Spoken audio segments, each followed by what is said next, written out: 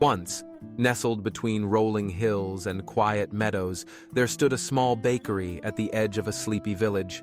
It was run by an old man named Elias. He was not rich, nor did he have family left. But every morning, the aroma of freshly baked bread drifted through the village, and every evening, people would stop by, not just to buy bread, but to hear his gentle laughter and kind words. Elias was always smiling. Rain or shine, feast or famine, he never seemed troubled. One day, a traveler passed through the village. Tired and curious, he entered the bakery and asked, "Old man, why do you smile all the time? Life is not easy. Don't you ever feel sad?" Elias chuckled and handed him a warm loaf. "I've known sorrow," he said, "but I also learned something important. Storms may shake the tree, but the roots decide whether it stands." The traveler raised an eyebrow. "What do you mean by that?" Elias leaned against his counter and began to tell a story.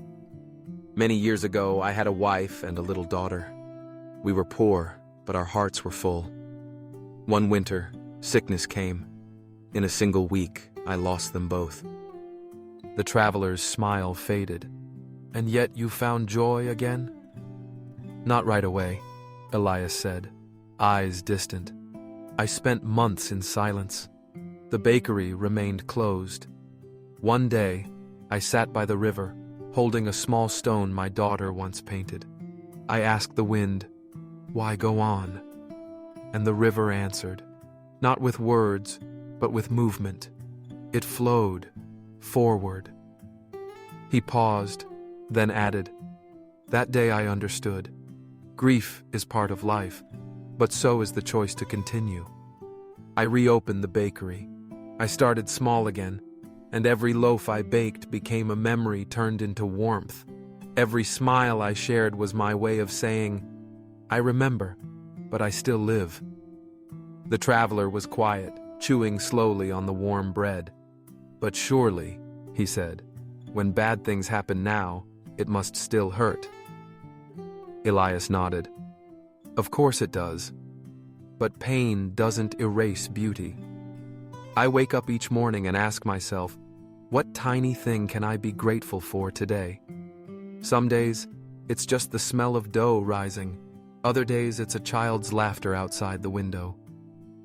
"So," the traveler said softly, "you choose joy every day?" "Yes," Elias replied. "Joy is not loud. It's not about big things. It's like yeast, small, but it makes everything rise." The traveler thanked the old man and continued his journey. Years later, that traveler returned. He had built a life, faced many losses, many triumphs, but he never forgot what Elias said. In his darkest moments, he would whisper to himself, "I will be like the river. I will flow forward." And when people asked him how he stayed hopeful through hardship, he would smile and say, "Joy is like yeast. It starts small, but it helps you rise." Moral of the story: true happiness isn't about escaping pain. It's about learning to see light through the cracks. Life may break us sometimes, but it also gives us the tools to mend. Gratitude, hope, and perspective. These are the quiet ingredients of joy. And just like bread, a good life rises when you mix in a little warmth each day.